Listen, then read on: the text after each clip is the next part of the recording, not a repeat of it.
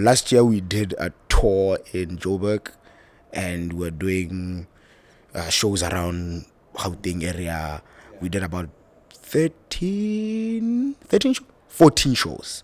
14 shows. That was great. That was us going to benchmark on the competition. To go and say, you know what, we're always doing this and inviting the SA guys here. Since they have not yet invited us, let's go there. So how do you deal with fame and maybe pressure a little bit from the opposite sex in terms of how do you deal with that? If we can make the industry more like if we can make, because a lot of people are always chasing, oh no, I want to shoot a movie, go submit a go New York. I'm like, one other day you can submit a movie and it will be consumed by all Botswana and enjoyed by at home.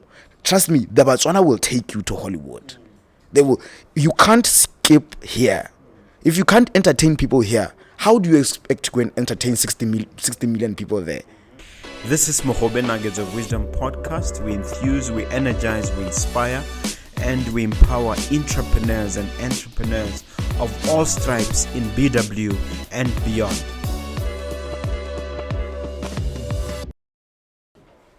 Hello, Dumela, and welcome to another episode of Mogobe Nuggets of Wisdom podcast. Excited as ever to welcome you. Hoping to give you life-changing business education as always, but this time from a point of view of comedy. And my guest is Trix, otherwise known as Ndiye Richard. Welcome to the studio, sir. Thank you for having me. All right. But just a special request, guys, strike that subscribe button and make sure that you follow us on all our socials. And of course, a shameless plug, the book Nuggets of Grit. It's available at 350 from Exclusive Books, but also from here at Mogobe Plaza on the first floor. 397-1368 is the number you can 397-1368. Please do subscribe. Shall I call you Ndiye or shall I call you Trix? Trix. Ndiye ke la mama sa jampile ki rile sengwe to are Ndiye. Yeah. You know that you are in trouble. I know I'm in trouble. Okay. Trix, yeah. Just share your background. Let the viewer know a little bit about you in that regard. All right. My name is Ndiye Richard. Mm-hmm. Right. Official name, but in comedy, Mahaboroni kibidwa Trix. I'm from Sibina, Kalanga boy. And I started comedy in 2015. This is 2015, just around when I was in varsity. Yeah, 2015, I started comedy. And it was, funny enough, comedy has never been like a dream. It's never, I discovered it in, I think, of my late years when I was in varsity. Yes. I discovered stand-up comedy. Discovered, oh, people can do this. And then for me to have the heart for it and start doing it, my friend wanted to do it. And I was like, you're not funny. And that's how it started. And I fell in love. Immediately when I got off that stage, I was like, yeah, no, you are right. Let's do this. He's still a comedian. I'm still a comedian.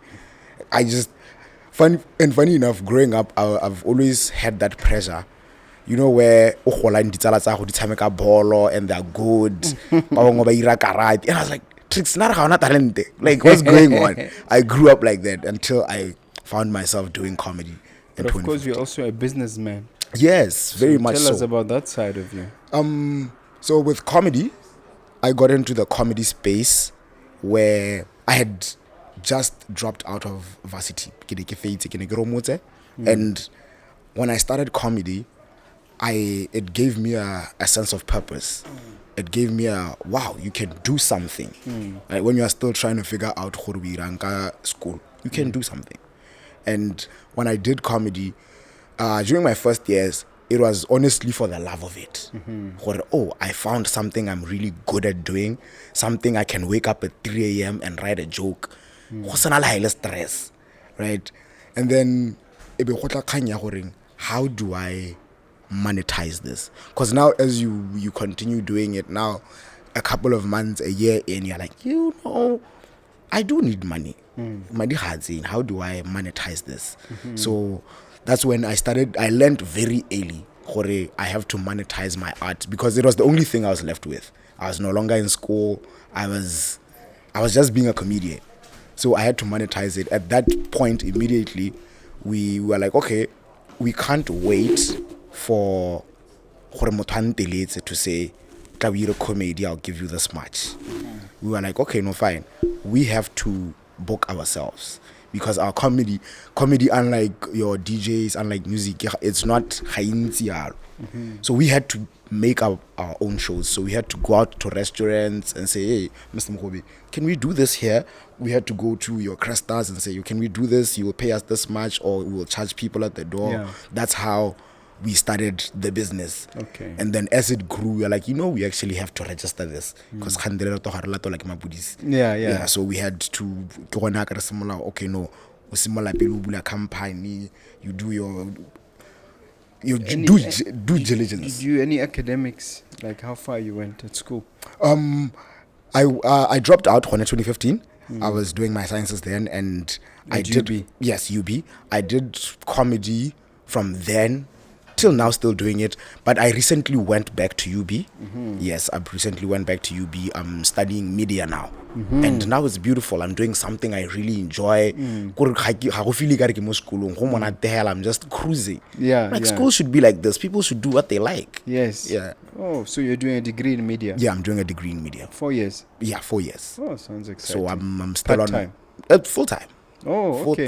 Full time. But you're still able to carry on I'm with still your able business? to do my show. So the amount of work I've done in my comedy, when I got to the university, I discovered a couple of my lecturers actually know me, which was a good thing for me. Because now I have a show in South Africa. Can I miss this test? Oh, I see. They are more accommodating. Plus, it's something I've been doing.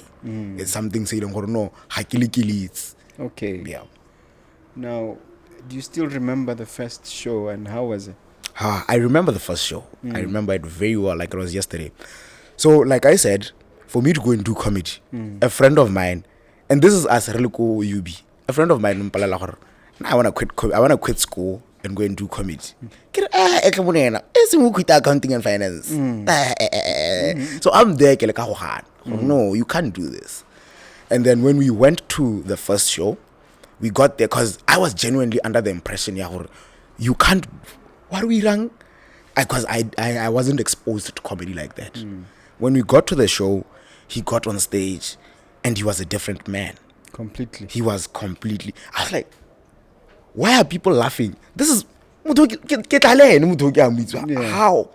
And he got off stage. It's like he has a different persona. Confident out of his life. He's like, yeah, no. And my heart I was just shivering all over.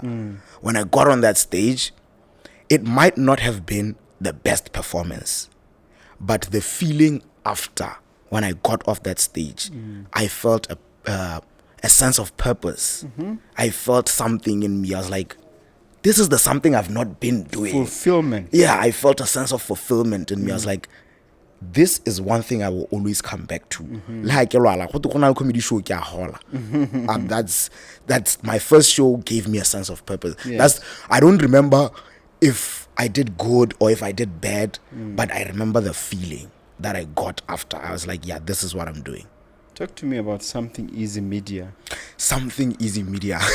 So Something Easy Media is my company, Pula. We opened this company where we were doing stand-up comedy for a straight, I think, 2 years, strictly stand-up comedy.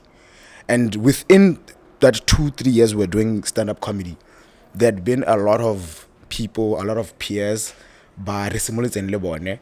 who are doing online. And with them doing online, what does that mean? Online comedy, sketch comedy, the video online. Yes. So they got Facebook, or Instagram. A lot of Botswana do Facebook. Yes, so they were doing a lot of Facebook. So they got good numbers on Facebook. And when you're getting good numbers on Facebook, it looks like your things are making sense. So we were kind of like, how come we're not getting as much booking as these guys? But we do that because we believe stand-up comedy is the hardest. We have to tell a joke right there. You get judged right there. So we're like, you know what? Let's do something for online. Let's do something productive, production enyana. So we approached it differently. Okay, let's, instead of you shoot a video, you upload it on Facebook. Let's have a template. No, every video, every shooter should not only be for Facebook, but it should be content that's sellable. So when we shoot content for Facebook, we shoot it like we're shooting for TV. That's how we came up with something easy media. And then we're like, okay, no, I don't like a name for something easy. 2 a.m. in the morning from a show, we're discussing plans. We need easy. It has to be like something easy, something to remember. We're like, you know what? How about that one? Something easy. And that's how it just came up. It was something easy to search. Something. How do you structure it? How do you structure the partnership or the? The partnership, we went to 50-50 on the company, and then we've been friends for so long, so we know our strengths and weaknesses. So I know Johnny Ugudi when it comes to putting things together. If we were to say no, Ariria production, he knows who to call. He's a perfectionist. So when it comes to shooting, he wants the light to be good. He wants the camera angle to be good. He's a perfectionist in that form. And I'm the let's go do this thing. Let's do it. I'm the kokotamo officing. I check this guy to sponsor. So we complement each other. So we have structured. It's a very easy business concept. Whenever he has business, he just tells me, okay, no, I'm doing this. This is how you can help. Or get sharp. Like, okay, no, cool, do your thing. Or we discuss something, okay, no, how about recheck this, and then we try and do this together. So we are basically individuals in the company, and we are also a duo, because Johnny Pula is a registered business name, and he's also an entity on his own. Trix is a registered business name, and I'm also an entity on my own. But we also have the Johnny Pula and Trix show, which is like us together. Yeah. Okay, that's pretty good. And so far, what would you say are the challenges you've had? The challenges we've had many. Basically, as a creative in Botswana, key challenge. All you have to do is, as comedians, as comedians, our challenges is when we get a challenge is the next joke. So the challenges would mostly be pricing when we deal with corporates or promoters. Pricing, because you put up a price, and because the person hasn't dealt with a comedian before, they don't know if it's too high. They're like, why am I paying this much? But you're just doing jokes. I'm like, but I write these jokes. I have to make sure these jokes work. And then there's also the issue of just comedy on its own, especially stand-up comedy, is a very young industry in Botswana. There's not a lot of people doing it, so the reach in itself,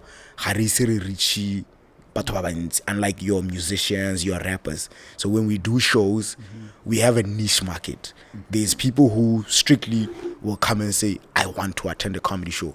But 60% of the people at the comedy show, they're newcomers. So they still don't know how to act. So it's a challenge on its own, because somebody will get offended, and you are like, yeah, I wasn't trying to, because Lerumo comedy, but now we have to deal with this. Yeah. So these are some of the challenges. Limitation, just being at the show itself, dealing with clients because they don't know how to deal with us. And sometimes you have a client you deal with, they like you, they like your work and everything, but they're not sure. They're not sure. They're like, yeah, this guy's a comedian. You might say anything. So there's still that. What does it take to make people laugh?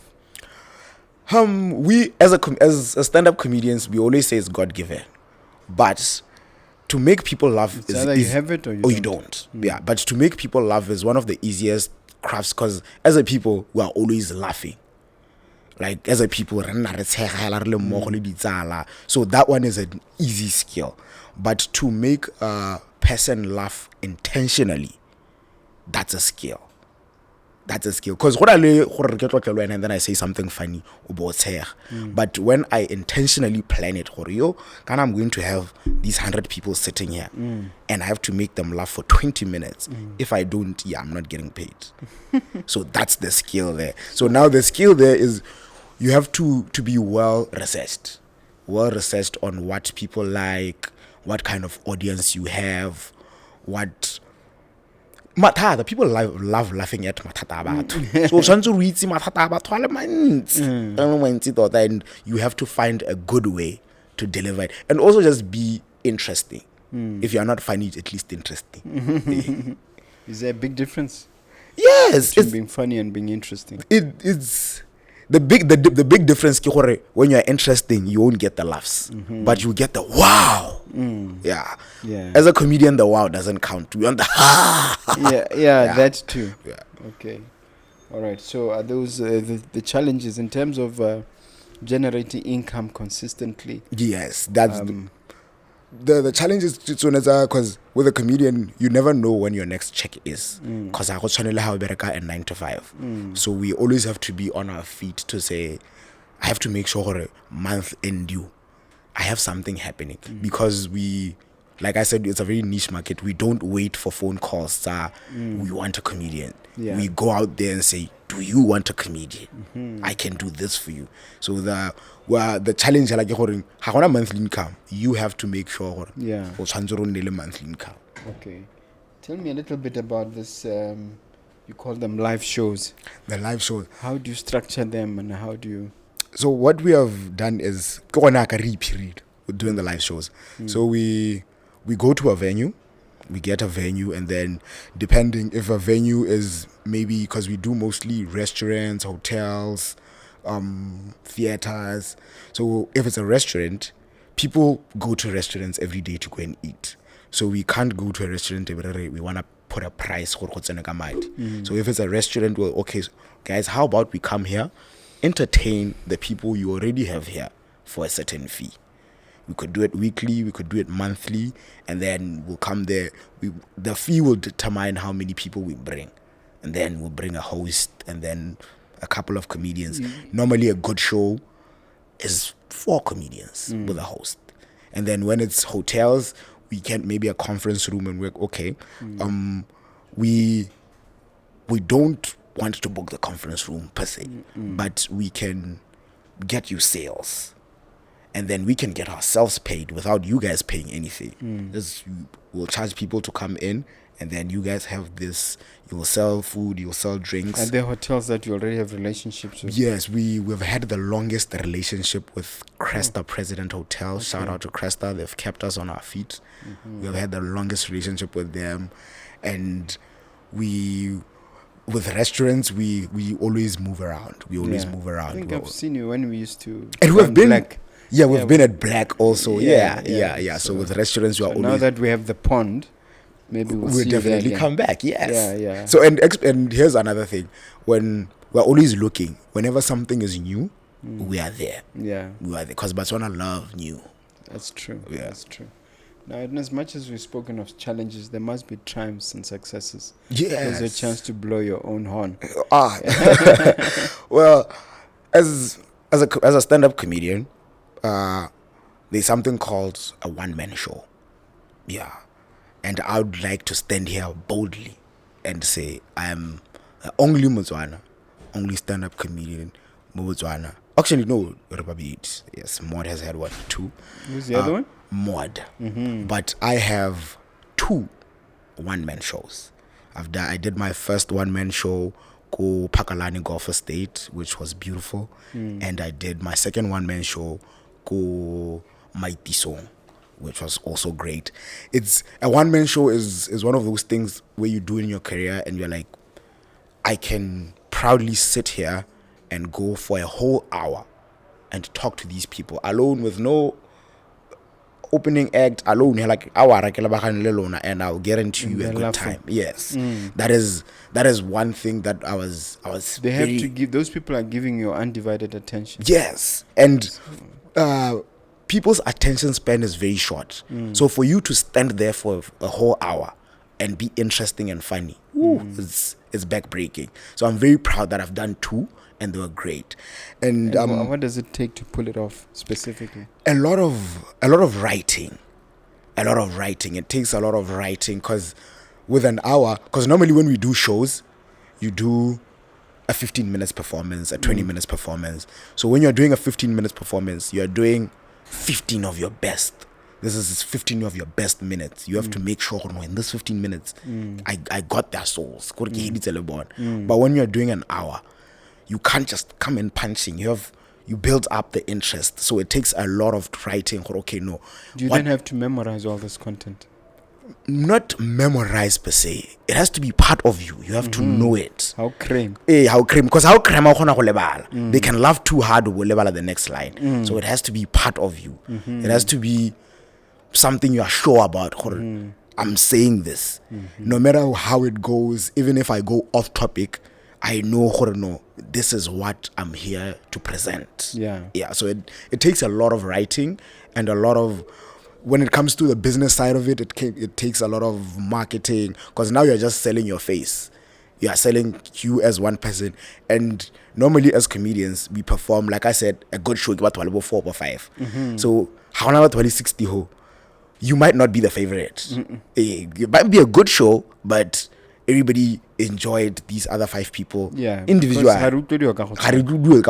So when it's a one-man show, you are literally just selling yourself. So it's a lot of marketing in that sense, because now you're trying to convince somebody who was at your show but didn't like your performance to come to the one-man show. So yeah. And then I've also worked with Flying Fish. That was good. Was that the drink? The drink, yes, KBL. I've worked with Flying Fish as online, because I do a lot of travel vlogs. When I'm traveling, I'm vlogging.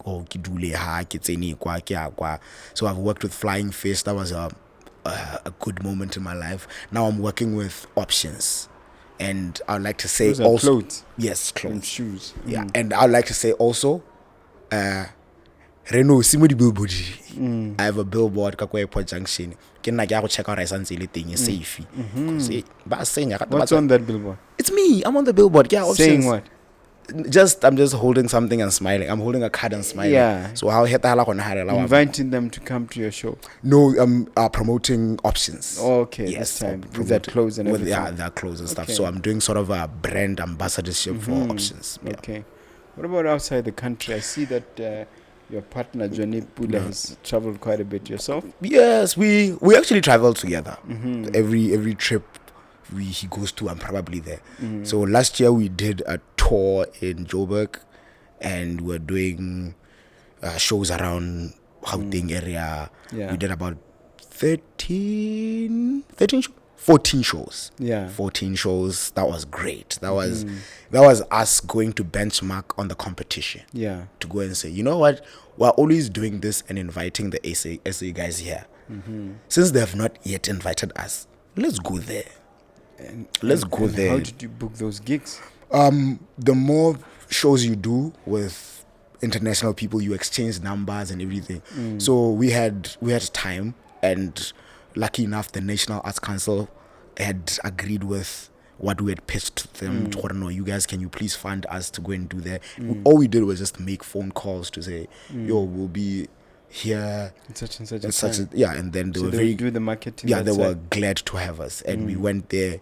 We did the shows. Now the relationships are stronger. Coming here for them is easy. Us going there is easier. That's wonderful. I've also done Swaziland, Namibia. Swaziland, I'm doing Namibia in November. I've done Zambia and Zimbabwe. You're always doing this as something easy, or it's a one-man show? No, that's why I'm saying even if when I'm booked in a different country, so we're always doing it together. So it's always, it's a strong partnership there. Yeah. Okay. Now, in terms of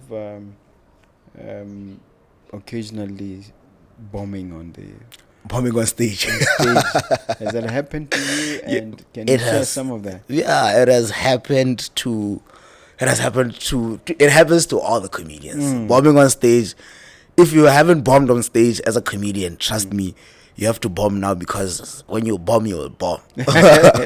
So yeah, I've bombed on stage. Even like right now, I was talking about Joburg. Yeah, my first show in Joburg. Yo, hey, when we got there, we were doing the show in Rudeport, and it's a colored community. And Nakele Panzola, ne? I do a lot of Venek comedy. I do a lot of Venek, and but I do a lot of Venek. I strive mostly when it's vernacular. So I get there and it's 100% colored communities. So I'm like, okay, no, fine. They speak mostly what, Afrikaans? They speak Afrikaans, but I can now for me to relate. I'm like, okay, remember Tate. Yo, this is first. Imagine this is a tour in Joburg. Happy, excited. In Joburg, first show broke my morale. Whoa! How did they respond? Yeah, though, you know, when you're in a different country, people will always be nice, especially when you are doing a show. People will be receiving of you because you're an international act. But I was on stage, and when I'm on stage, I can always tell.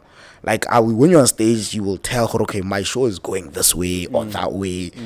Yo, because you have the eye contact and you have the feedback. I was bombing. That speaks to you. I was, I considered it as bombing because it was not my best. Yo. And I'm so glad none of my Botswana fans saw me do that.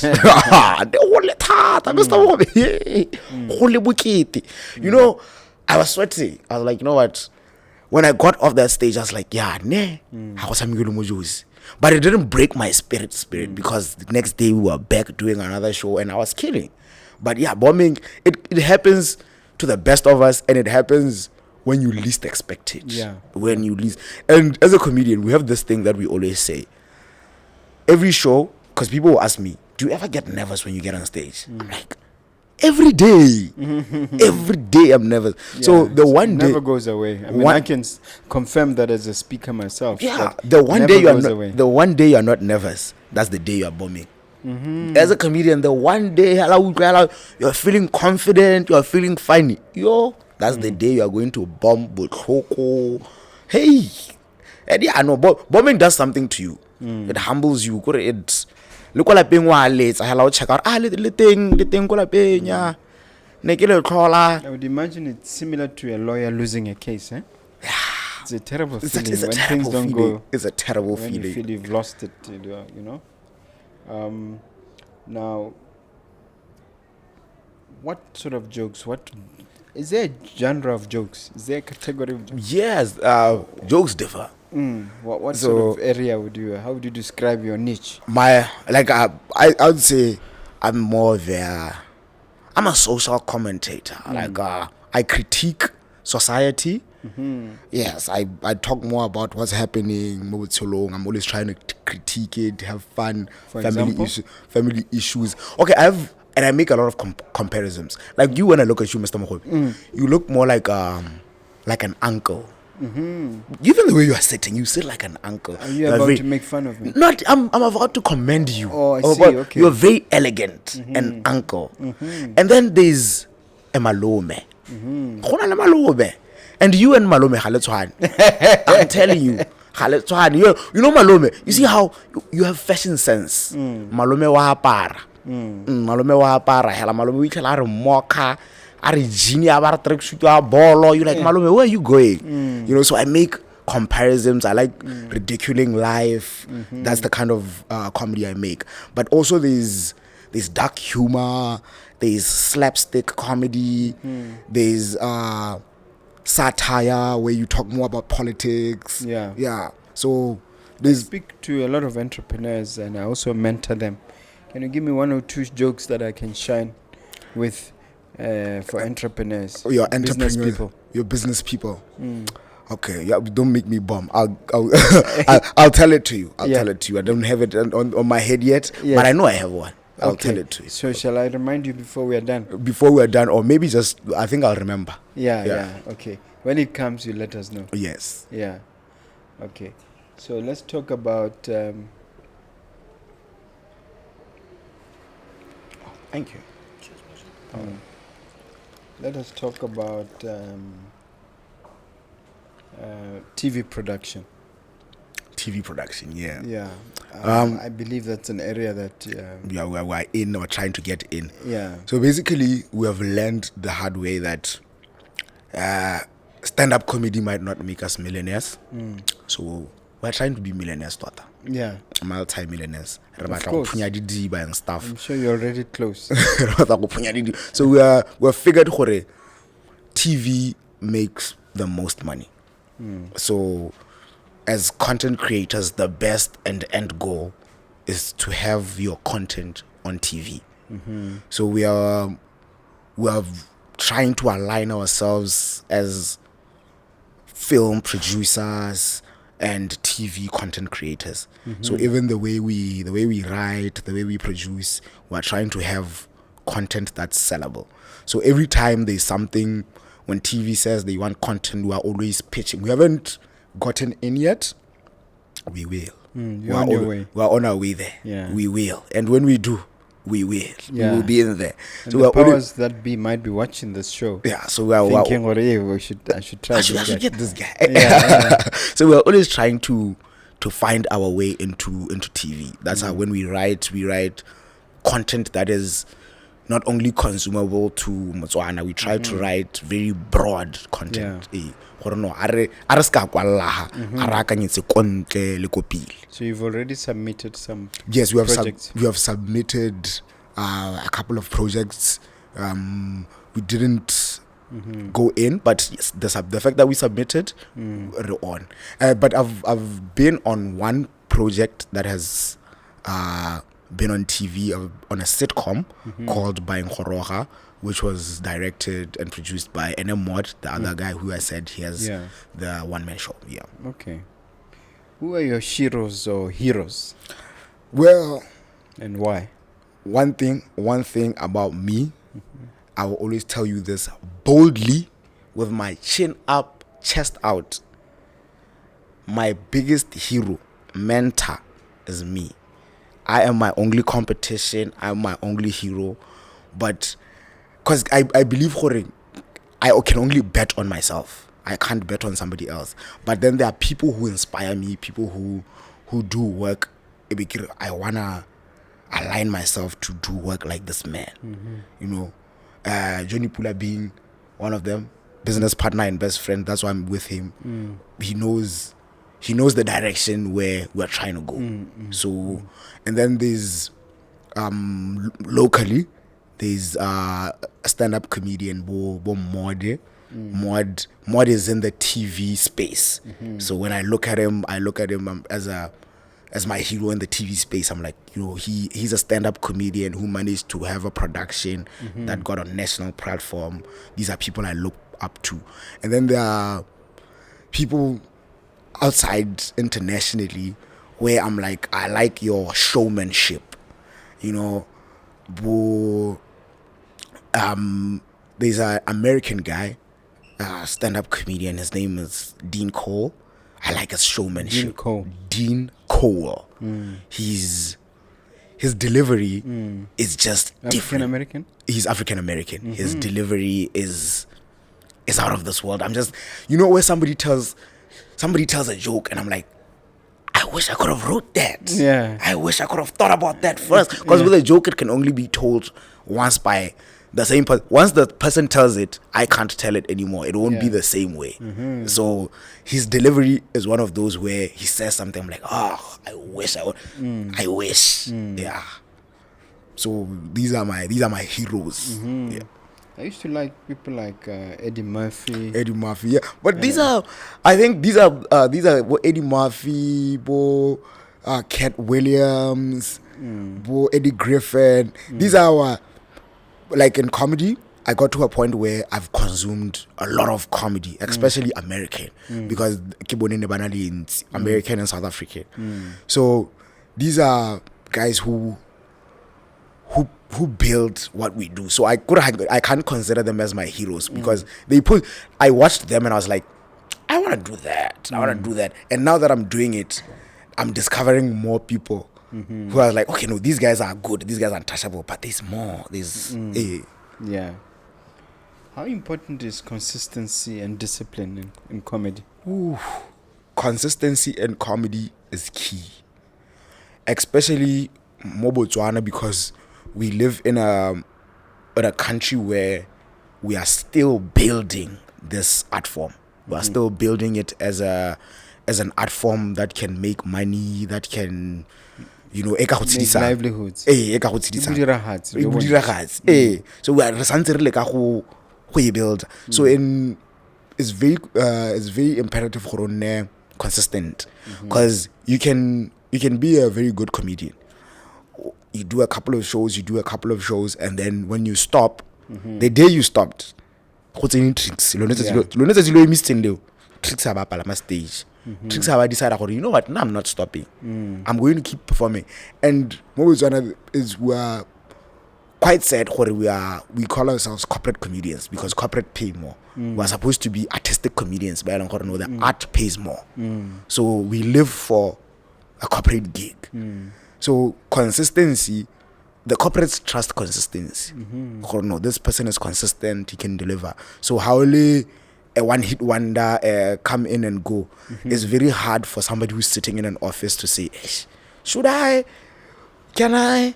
Which one should I go for? Yeah. So when you're consistent, even people know, okay, no, Trix is a stand-up comedian, and this is what he does. This is his work. Or even if we're not booking him for comedy, anything related, this is the person to go to. It's very, and discipline thing, because when you get a bit of shine, because fame, when you get a bit of shine, now you want more. You want more, right? But with comedy is you don't want to burn out before you make the millions. So you have to really limit how you give yourself to the people, if I may say. So you can't just be shining, because deal with fame and maybe pressure a little bit from the opposite sex. That's where the discipline comes in. That's the discipline comes in. Now you know, with a bit of fame, there's a lot of responsibility, right? When people start liking you, people offer you things, and not everybody likes you because you're famous. Some people want to see the greatest fall. That is what some people live for. So you always have to make sure, okay, no, which circles am I in? And make sure, no, if it's not what our motto Pula. We have this motto, if it's not making money, it's not fine. Not if it has to be funny for it to make money. So we don't engage in a lot of let's get famous behavior.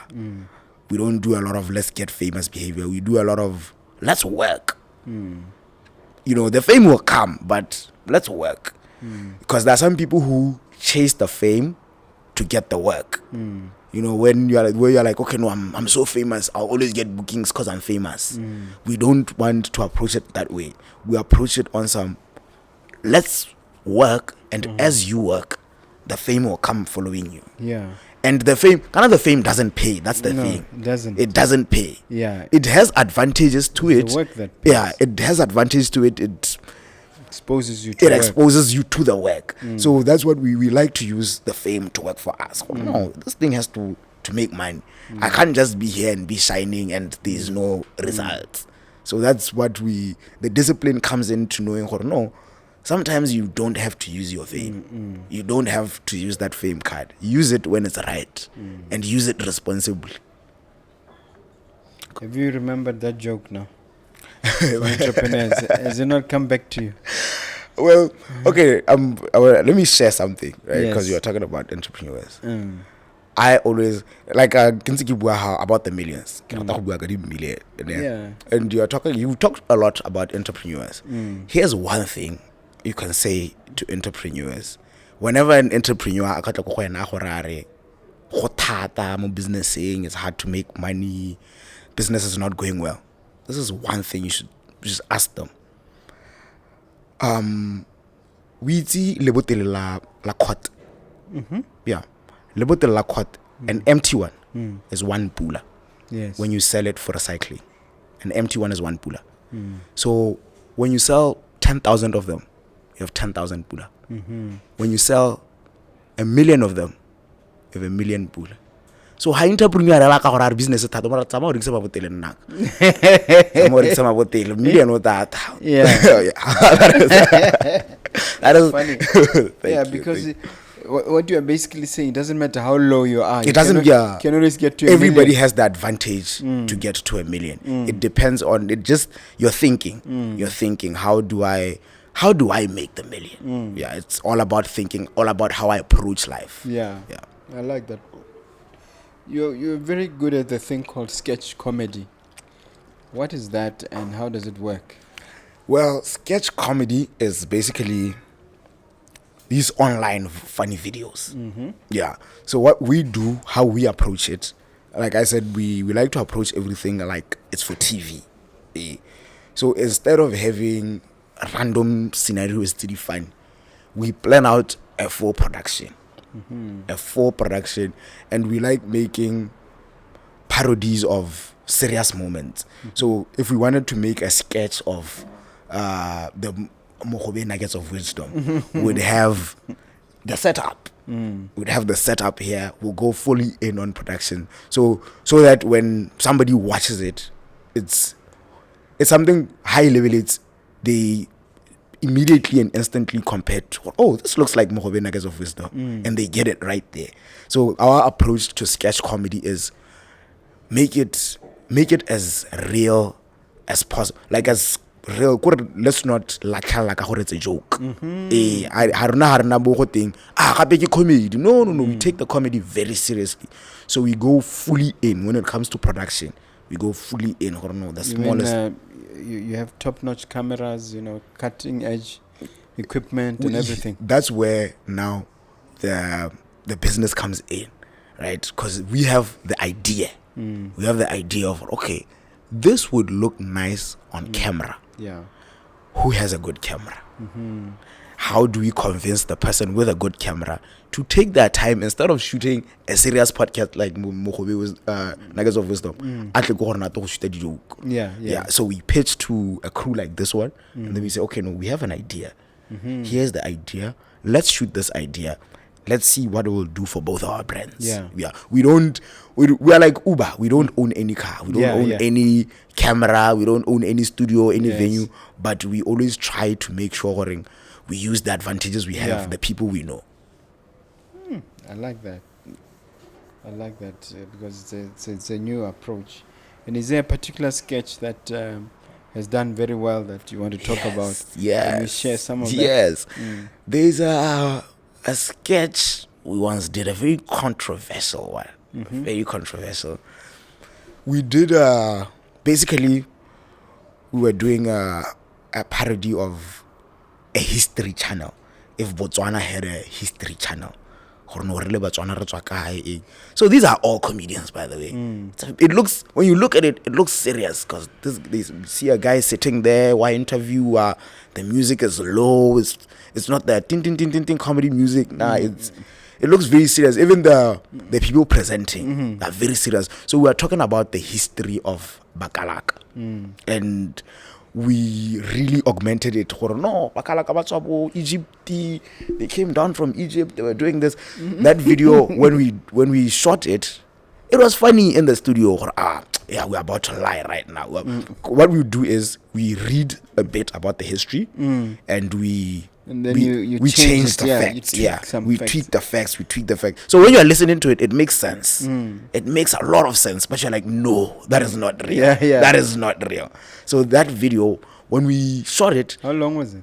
I think 3 to 5 minutes. When we put it up, the amount of reviews and comments that people gave us, it was one of those, wow. I can't believe I just wasted 4 minutes of my life watching this, but it was so interesting. It was one video that really changed because we used to. What is the title? I want to look it up. It's called History of Bakalaka. I'll send you the link. I'll send you the link. So basically, we used to have this show, called the Johnny Pula and Tricks Show, and it would air every Thursday on Facebook for 30 minutes.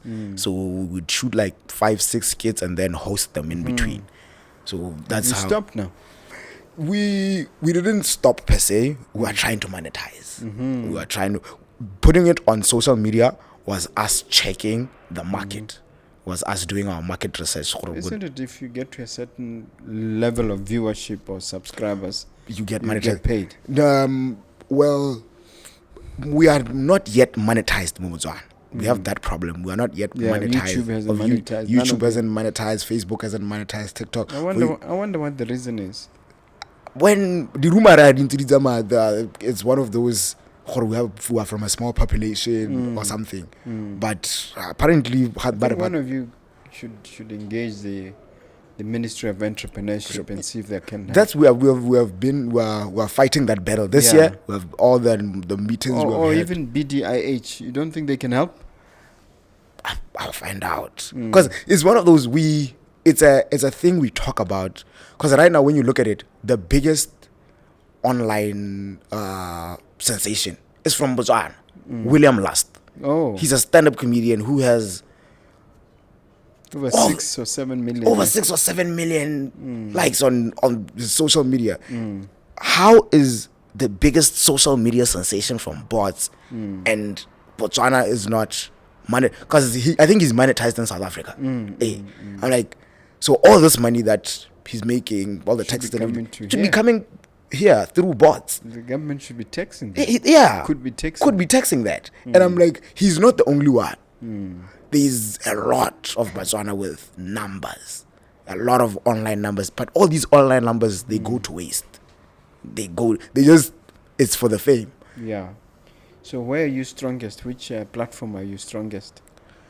I would say I'm strongest on my stand-up comedy. When you see me on stage, I'll change your life. But social media, Facebook, yeah, Facebook, my numbers are doing good. But I still vouch for see me on stage. Yeah. Because on social media, I'm very limited. Yeah. There's some things I can't say on Facebook. There's some But things on I can't. stage you Yeah, can. I can on stage. For You that can be 20 yourself. minutes you see me, Yeah. you are seeing the real, pure Yeah. me, Yeah. and you are getting my thoughts right there. Let's talk about Zaka, man. Where is the Zaka and how do you make it? If there's a young person watching you, wanting to be like you, and wondering whether they'll be able to pay the bills, Yeah. what would be your response? My response would be, yeah, no, keep going to school, graduate, get a job. But if you are serious, you want to do this, the art can be monetized, right? It's all about knowing how and what you really want to do, what you're worth. Because one thing about Botswana is we won't pay for something we don't know. So your first couple of years, you're going to be broke. Because you'll be educating the market. Yeah, you'll be educating the market. Okay, this is me. This is what I bring to the table. So you really have to have heart for those first couple of years. And I won't lie, there's no money. There's no money there. The first couple of years, it's you. Sometimes the world even longer. Sometimes even longer. It's just the world testing you. Are you really? Are you sure you really want to do this? So you really have to educate the market. Really go out there, put yourself out there, do the shows, and once you have got to a point where you're saying, I have a solid audience. I have an audience where I can say, ke batla go charge 100 pula, ke batla batho ba le 50 hela, ke charge 100 pula, and your 50 people will come. That's when you start planning the money. Okay, no sharp. Now Can you drive a Lamborghini from this?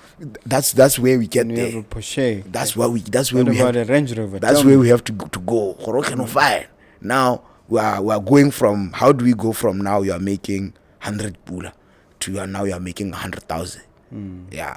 For you to make 100,000, how many people are you? If you are just doing stand-up comedy, now we are being realistic. If you are just doing stand-up comedy, what is the biggest venue here? The biggest venue would be maybe 1,000-seater. Yeah. So on 1,000-seater, wow, charge 100 pula on your 1,000 seater. That's 100,000. How many 100,000 pula shows are you going to do until people get tired of you? So you can't just do stand-up comedy. You have to find a way to have other streams of income.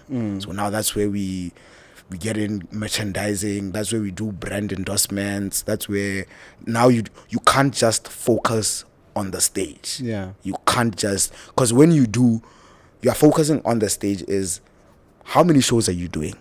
How many people are there? How much are they paying? You get tired. Yeah. And because if you're doing a show and then you're saying you're doing a 1,000 seater, trust that in the next 2 months you can't do a show because the 1,000 people who like comedy Yeah. and they're not gonna pay another $200 to see you again next week. Yeah. So now to make money, you can't just focus on the art on its own. Yeah. Movie production, we have Hollywood, we have Bollywood, we have Nollywood, we have South African cinema. Do we really have Botswana wood? We have Botswood. Yeah, do we really have? I think the thing is, TV is relatively new, Botswana. TV is relatively new. New, because because we used to watch Bob TV for a long time. No, before we started. We started around 2001, 2002. The concept of TV, Botswana, started in the 2000s. Yeah. Certainly BTV came around 2001. BTV kione reach because DSTV, not every family has it. Yeah. Mainstream reach. Yes. Started in 2001. So when I started in 2001, production, Botswana getting on TV. That's when it starts building from there. But people have been doing it from the 70s. In other countries, people have been doing it from the 70s, the 60s. So we are fairly late to the game. Yeah. So Hollywood, it's going to take a lot of work. But now when I live with Netflix, you can work and, but I think we're a very young industry. We shouldn't put pressure on ourselves. Move young Hollywood. I think as Botswana, we need at to the same time we shouldn't relax too much. True, but we need to make the industry. If we can make the industry, if we can make, because a lot of people are always chasing, no, I want to shoot a movie, go submit go New York. I'm like, one other day you can submit a movie and it will be consumed by all Botswana and enjoyed by at home. Trust me, the Botswana will take you to Hollywood. You can't skip here. If you can't entertain people here, how do you expect to go and entertain 60 million people there? Entertain people here.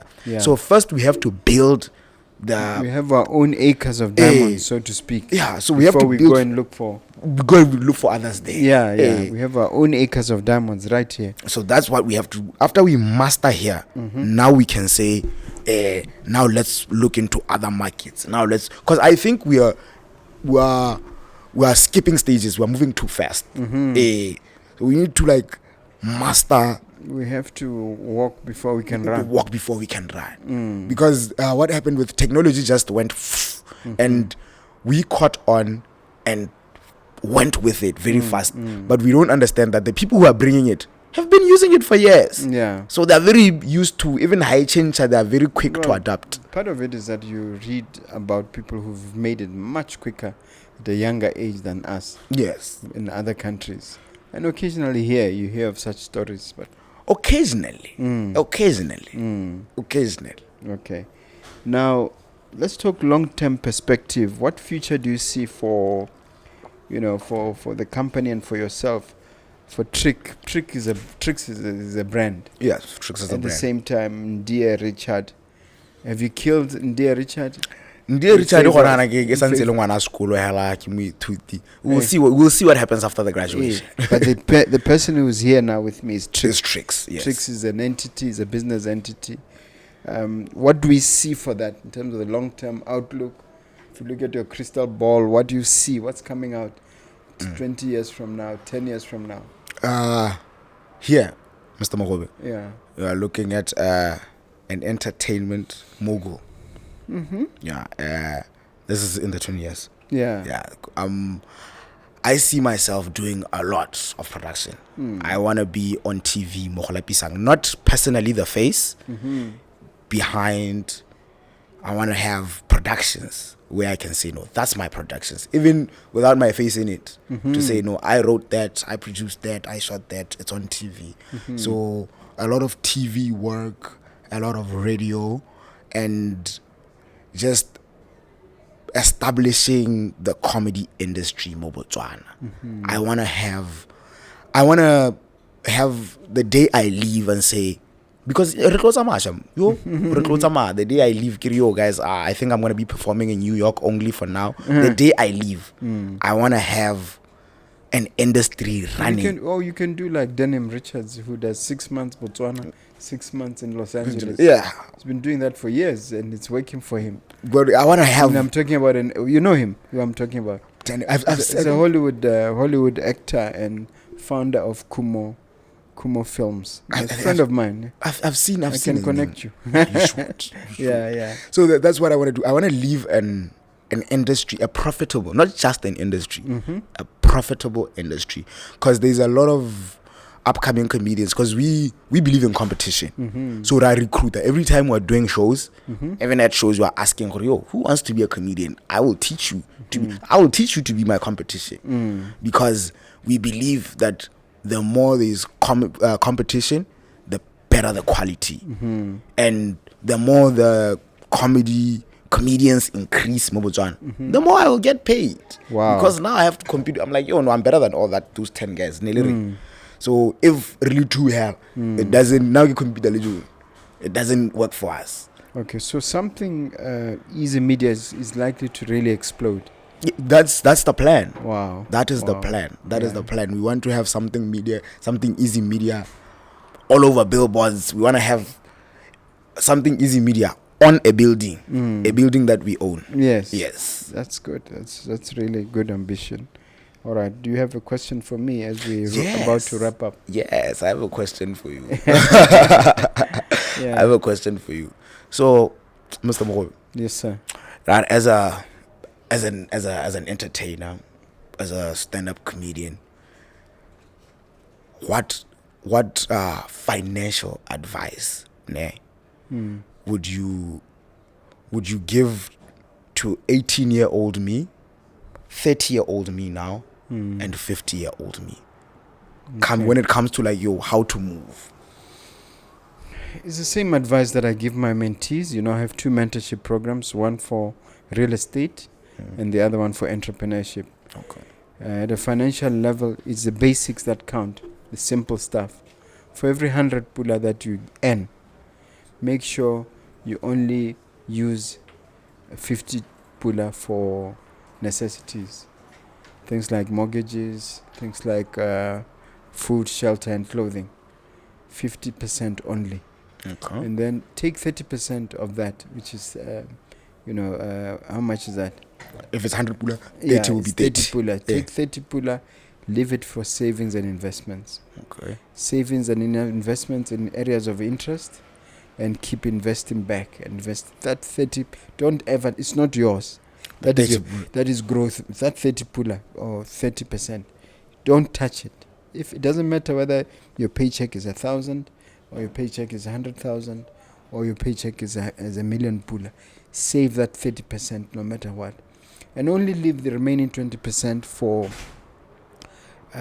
luxuries or for what they call discretionary spending, and you are guaranteed wealth if you do that.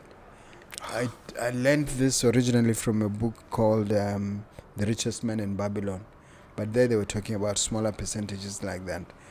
But me, based on my experience, I'm very, very strict. 30% should not be touched and should be invested back, because that is the thing that is going to guarantee you wealth. Okay. If you are disciplined about it. Wow, thank you. That's deep. It's a very simple formula. Yeah. Very simple. Very simple. If you stick to it, after a year or two, you will see the difference. Yeah. You'll see yourself. No, I'm definitely going to try that. Thank you, sir. Okay. You're welcome. That's very easy.